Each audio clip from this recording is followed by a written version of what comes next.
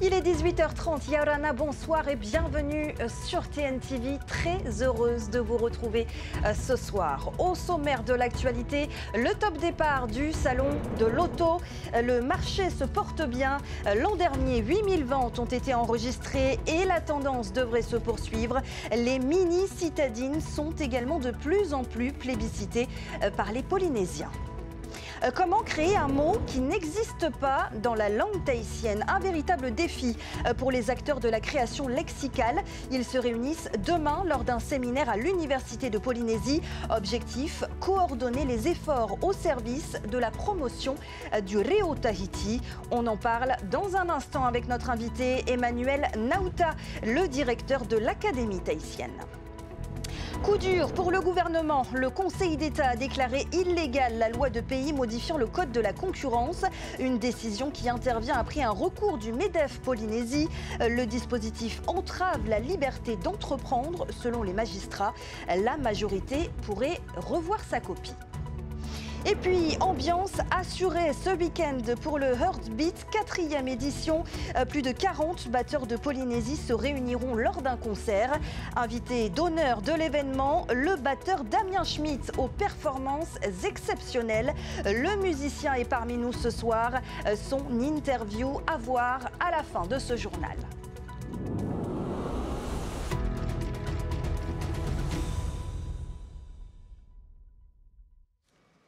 Les 4x4 et les pick-up plaisent toujours, mais les voitures économiques et les SUV hybrides ont fait une percée sur le marché de l'automobile polynésien.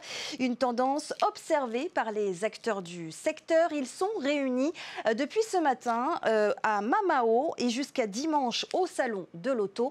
Il a ouvert ses portes ce matin. On voit cela avec Laure Philibert et Mereteato. Elles sont arrivées dès l'ouverture. Les familles à la recherche d'offres promotionnelles font le tour des stands. 40 marques exposées et plus de 200 véhicules différents, de l'électrique à l'hybride en passant par l'utilitaire. Chacun a des critères de sélection bien déterminés. La fiabilité, surtout, donc forcément les marques connues sur le Fénois. Là, je suis en train d'aller regarder les différents prix. Si ça me parle, je fais les démarches. Le moteur, la robustesse, enfin voilà, la fiabilité un peu du concessionnaire, la taille du véhicule. J'ai essayé les véhicules pour avoir le confort aussi. On les a essayés en montée. Et oui, je voulais un véhicule qui était pratique à garer en ville. Pour cette 2e édition post-Covid, 30 000 visiteurs sont attendus. Le marché de l'automobile retrouve des couleurs avec un niveau inédit depuis 20 ans. Les petites voitures, effectivement, ça représente 30% du marché. Donc des voitures économiques, des voitures qui polluent peu, des voitures qui consomment peu. Beaucoup de SUV hybrides, parce qu'ils sont très compétitifs au niveau prix. Ça représente 40% du marché. Et le pick-up, pour qui apprécient le côté utilitaire, voilà, les véhicules à tout faire, ça représente un petit 20% du marché. Elle suscite la curiosité des visiteurs. Les mini-citadines colorées semblent sorties tout droit d'un manga. Presque cubiques, elles se multiplient sur les routes de la capitale. Les premiers prix démarrent un peu au-dessous de 2 millions. Les jeunes sont attirés par ces couleurs, oui, mais les sociétés de location, des retraités, voilà. Le salon de l'auto, c'est jusqu'à dimanche au Parc Expo de Mamao.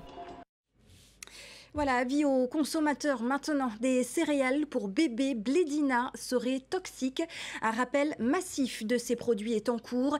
Ces produits contiennent de l'aflatoxine, une substance dangereuse et cancérogène dont la consommation régulière est à risque chez les enfants. Soyez donc vigilants, évitez toute consommation et rapportez le produit au point de vente pour vous faire rembourser. 5 lots sont concernés sur le territoire. La liste exacte est à retrouver sur notre site tntvnews.pf.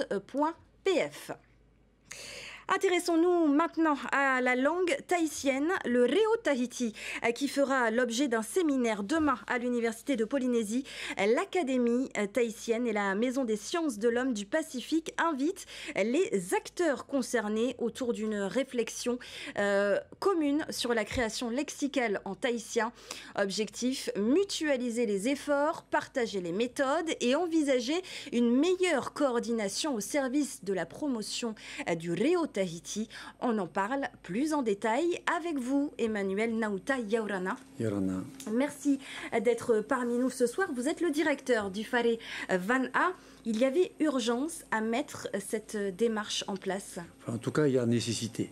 Parce que depuis quelques années, nous travaillons à la création de nouveaux mots.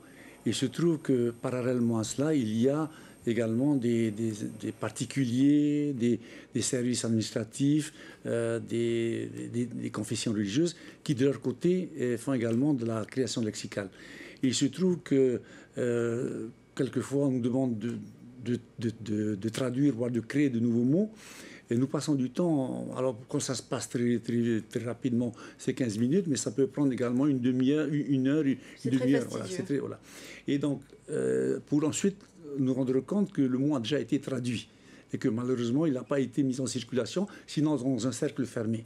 Donc l'idée nous est venue de rassembler tous ces acteurs-là de façon à ce que nous puissions, parce que c'est quand même un dynamisme qu'on a constaté, que nous puissions mettre en place une synergie de façon à ce que la langue s'enrichisse, mais que tout le monde puisse en profiter et que les locuteurs aujourd'hui puissent l'utiliser dans le langage courant. Parce que vous l'avez dit, il n'y a pas une méthode, mais il y en a plusieurs, donc c'est très compliqué finalement de créer un mot que tout le monde soit d'accord finalement sur un même terme. Tout à fait. Alors chacun a sa méthode, mais l'idée c'est que tous ensemble nous puissions mettre en place une méthodologie qui puisse permettre la création et de façon à ce que à la fin le Whare Van'a puisse valider toutes ces créations.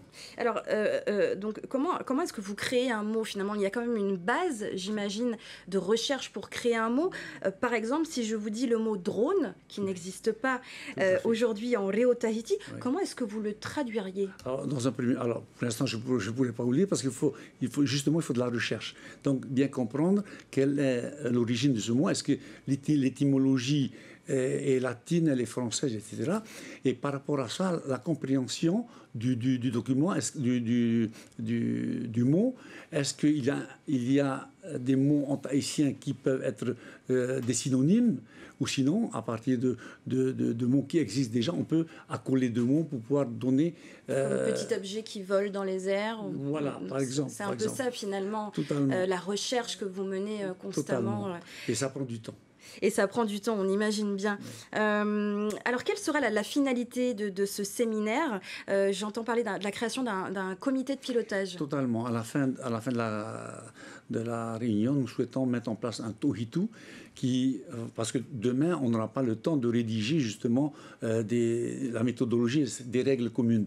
Donc, ce comité se réunira par la suite et en concertation avec tout ce qui a été dit dans la journée, de pouvoir proposer ensuite à l'ensemble des acteurs une méthode qui soit à peu près commune et acceptée par tout le monde. Voilà. Et enfin pouvoir mieux avancer en synergie tous ensemble. Selon la dernière publication de l'Académie, il y a un peu plus de 35 000 locuteurs en Reo Tahiti en Polynésie, soit moins de 10% de la population. C'est très peu. Si l'on ne fait rien d'ici 2 générations, la langue aura disparu. C'est impossible à imaginer une telle situation. Comment est-ce qu'on inverse la tendance? Alors, moi, j'ai rencontré le mois dernier un groupe de Hawaïens qui sont venus nous expliquer comment ils ont procédé.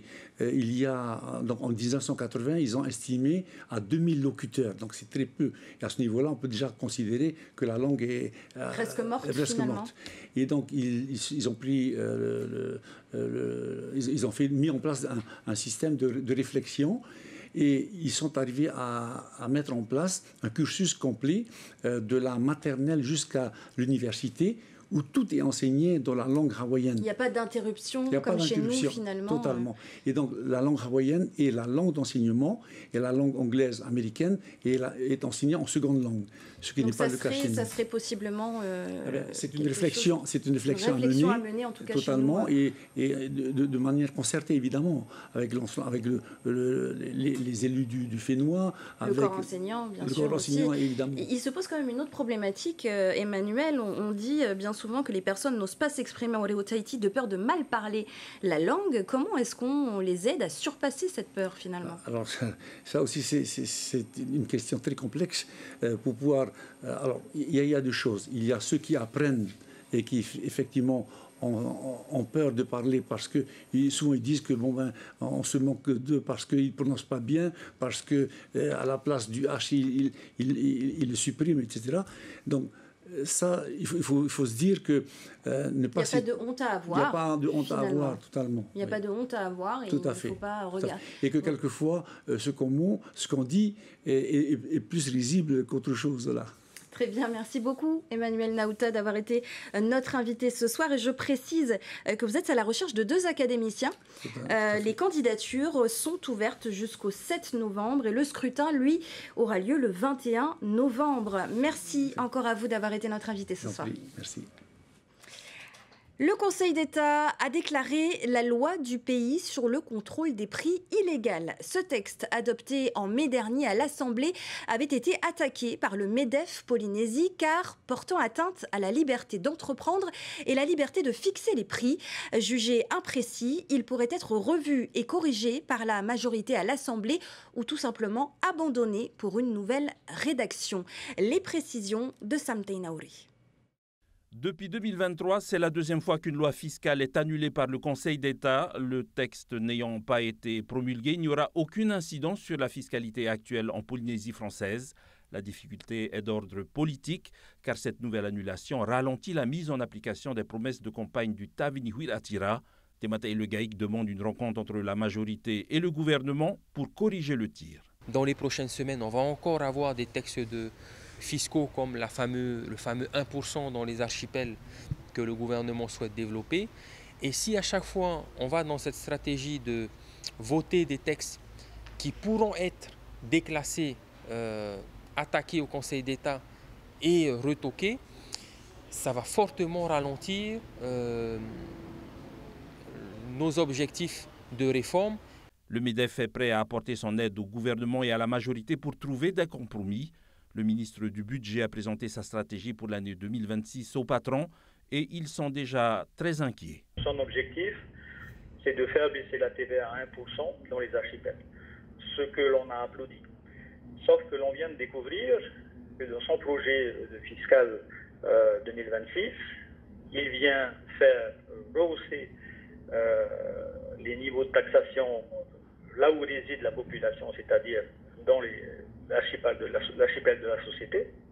Et donc au final, on vient faire baisser la fiscalité dans les archipels et on vient l'augmenter là où la population réside, c'est-à-dire à Tahiti, Moorea et dans les îles Sudouan. Demain démarre la session budgétaire de l'Assemblée où le président de la Polynésie est très attendu sur les orientations de sa politique fiscale. En bref, maintenant, sachez qu'une plainte a été déposée par le Conseil de l'Ordre des médecins. Une plainte pour exercice illégal à l'encontre de Gilles King. L'homme, installé depuis plusieurs mois en Polynésie, affirme soigner de nombreux maux grâce à la nutrition, les sons et les vibrations. Son auditoire ne cesse de croître, mais le Conseil de l'Ordre des médecins voit, lui, ses agissements d'un mauvais œil. On fait place à la musique dans ce journal et ce grand rassemblement annuel des batteurs du Fénois, le Heartbeat 4e édition, aura lieu ce week-end à la brasserie Hoa. Au menu, 2 jours de musique, rock, pop, métal ou encore funk, sans oublier de faire honneur à notre musique polynésienne. Si 43 batteurs feront le show dimanche lors d'un concert gratuit, samedi, place à un grand nom de la batterie, l'invité d'honneur de cet événement, Damien Schmitt aux performances impressionnantes. On écoute un extrait.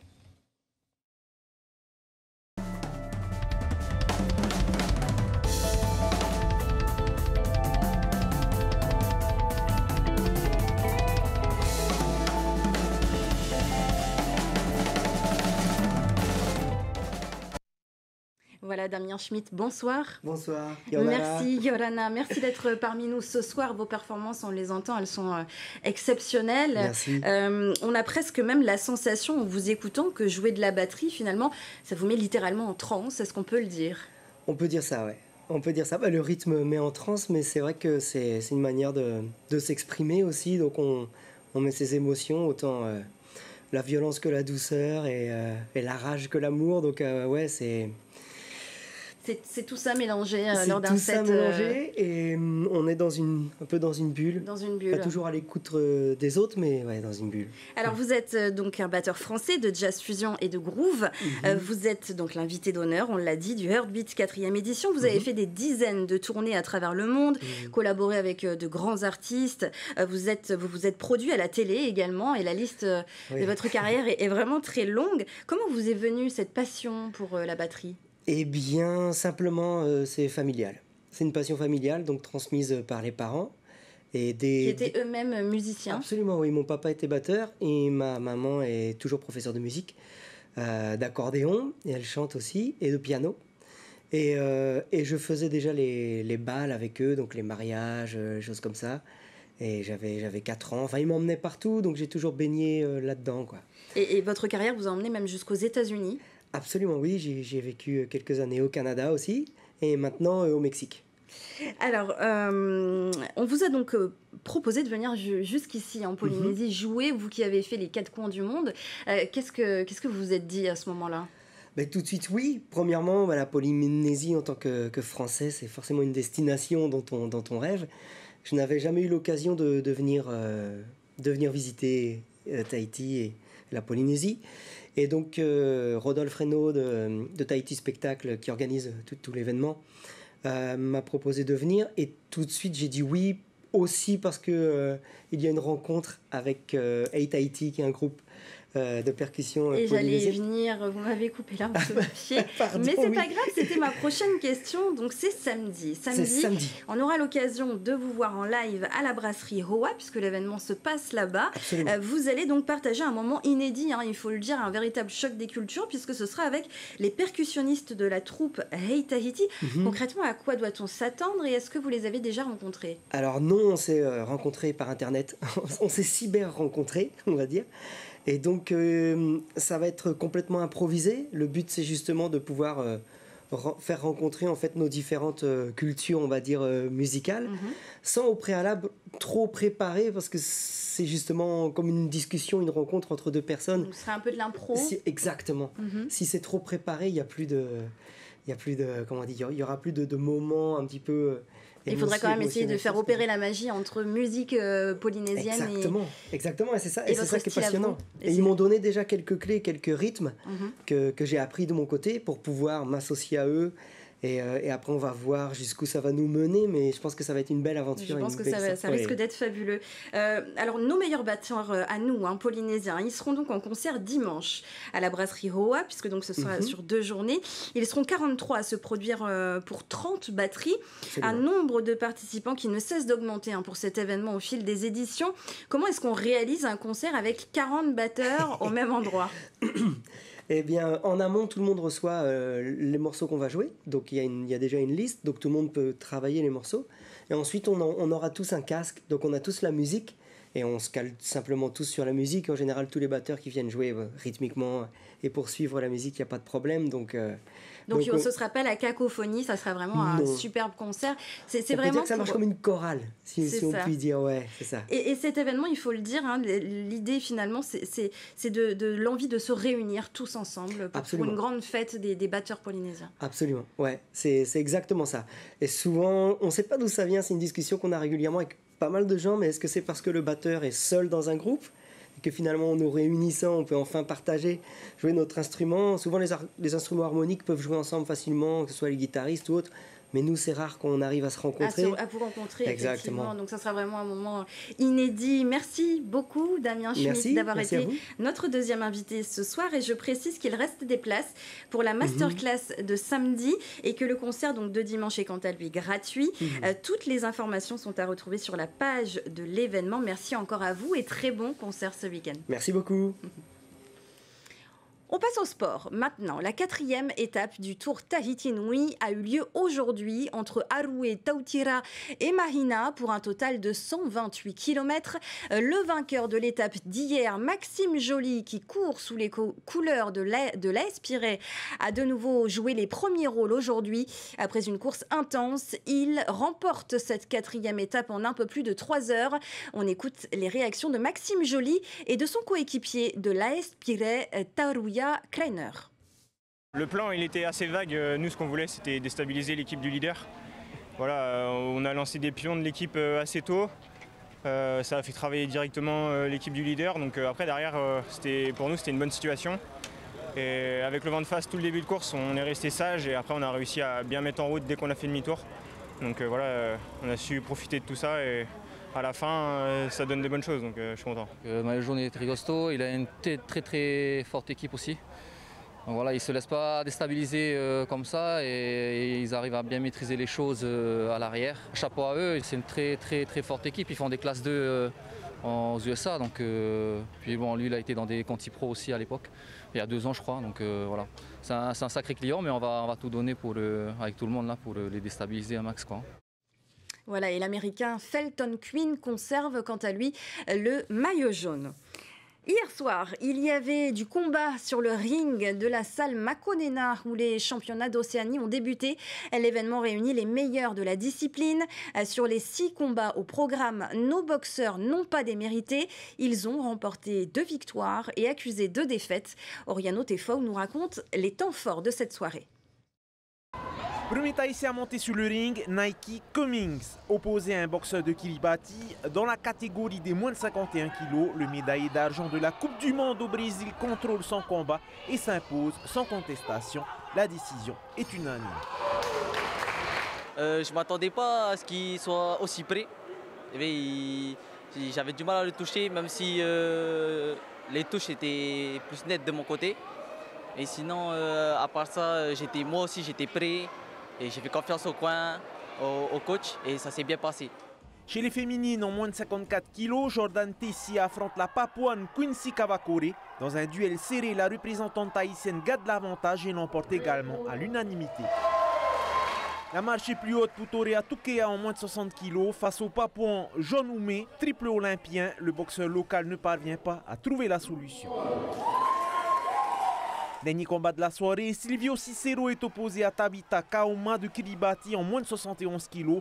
Malgré ses efforts, le Tahitien n'arrive pas à prendre l'ascendant. Je suis un peu déçu parce que j'ai perdu le combat. J'ai perdu mon sang-froid au premier, au deuxième et au troisième.